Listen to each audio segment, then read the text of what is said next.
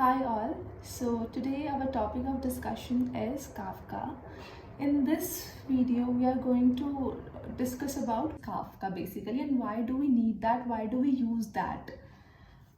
Okay, so Kafka is a distributed messaging streaming platform which uses publish and subscribe mechanism for streaming of records.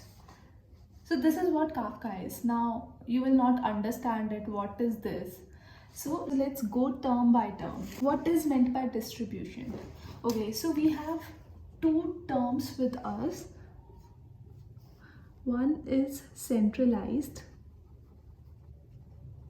and the another one is distributed. So if I understand it with the simple English word, what does it mean? Centralized. Centralized means at one particular which thing will be at one particular center. This is center. Distributed means it is distributed all over the place. This is what it means, right? If we go by the English word. So let's understand these words in terms of the application software world. So what is centralized?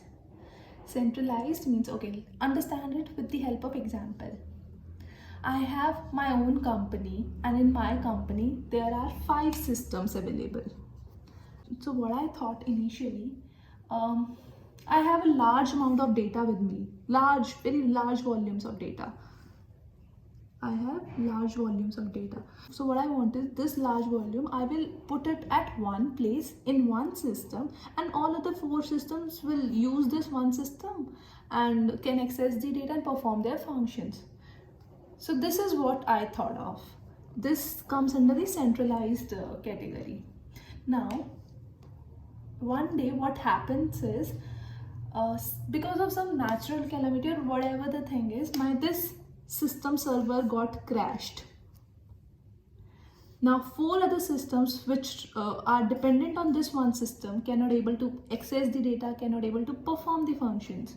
So my clients which are using my system, my application, now stopped using my service.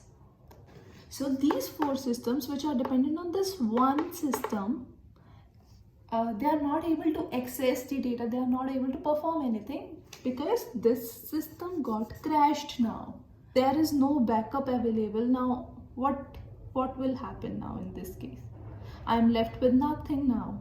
So what I have to do in order to come this disadvantage, in order to overcome this problem, our company has decided to move to the distributed system. Now what happens in distributed system? Now learning from my mistakes, I decided that I will not keep this large volume only at one place. I have 5 systems now, so I will keep some amount of data. These 5 systems, I will keep some like not. Suppose if I have a very large data, suppose 100. So I decided to keep it as 20 in each of the systems. So now in this case also what happens is, suppose this system got crashed. This 20 volume of data is lost now. Then again I came into the problem that these 20 data, these 20 records I am not able to access. So another solution we come up with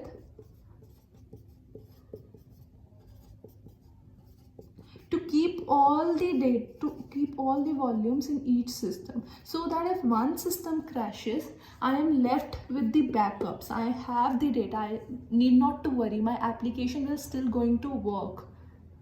So this is what distributed is. I hope these terms are clear to you. And how do we use that in Kafka? When we move forward, we will understand the architecture of Kafka. So in Kafka, this is Kafka cluster. We have brokers available.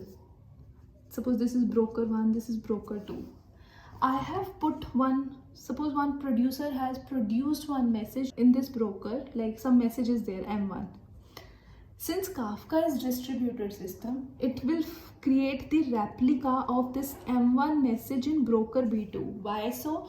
Because if suppose in case broker B1 crashes, broker B1 stopped working, where does it bring its message from? That is why it is distributed, and that is why it has created the replica in broker B2.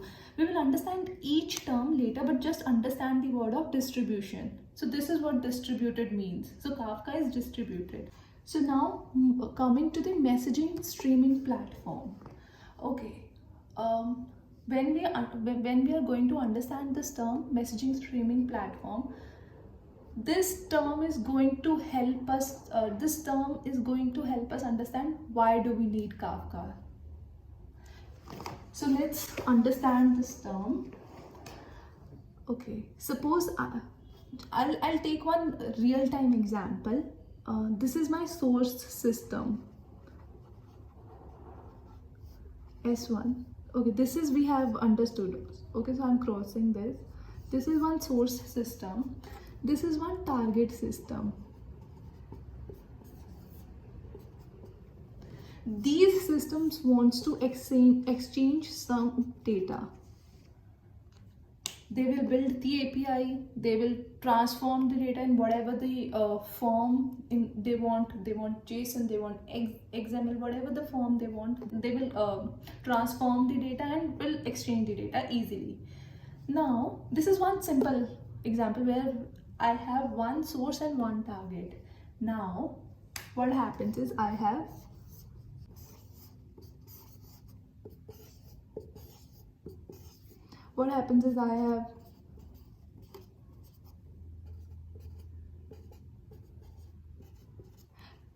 four sources and four targets, and each of my source wants to exchange with each of the target and vice versa. So how I'm going to do that?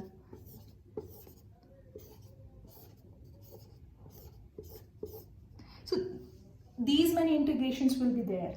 How many integrations? 4 sources and 4 targets is 16 integration we will require. This is what we are doing. Now, what happens in messaging streaming platform? This is our old system. This is old integration. In messaging streaming platform, I have these 4 systems. These 4 source system, S1, S2, S3, S4, and these 4 targets, T1, T2, T3 and T4. What will happen in messaging system? I will have one middle layer in between these systems, and what is going to happen next is each source will put its data in this messaging system, and each target will consume the data from this messaging system. Now how many I will put it here, 4 into 4, 16. How many integration is there?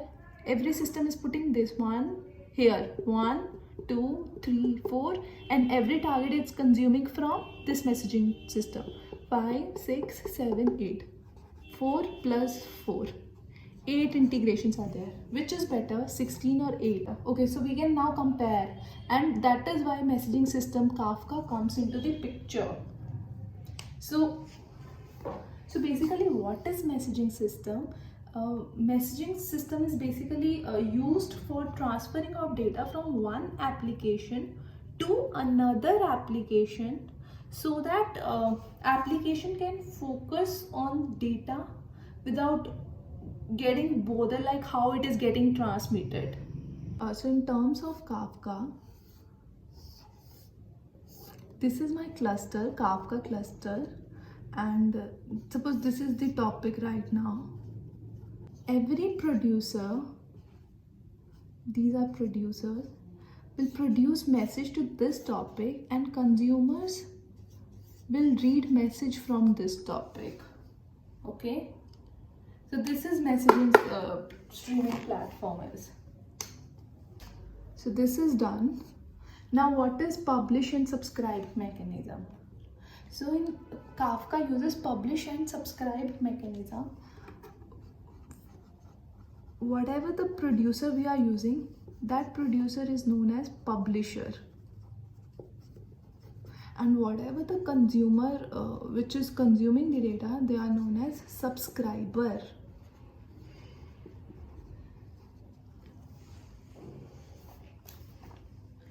And in this mechanism, our message, whatever the publisher wants to pass the message, that gets stored in one topic.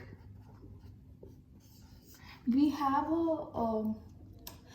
two words with us. One is queue, one is topic. So what is the difference between queue and topic? In queue, what happens is when a producer produces a message, this is queue. When a producer produces a message, only one consumer can consume that. But in topic, if a producer producing a message, multiple consumer can consume it. So topic is built on the lines of queue only, but with some additional features. So here the publisher publishes the message in the topic and subscriber subscribes from the topic, and this message can be consumed by multiple subscribers. So this is all about publish and subscribe mechanism. So if I go again with the Kafka definition, Kafka is a distributed messaging streaming platform that uses publish and subscribe mechanism for streaming of records. I hope now these terms are clear, and what is Kafka, why do we need Kafka, and how Kafka works basically. Now these things are little, I am hoping that these things are little clear to all. So this is all about today's video. Thanks for watching.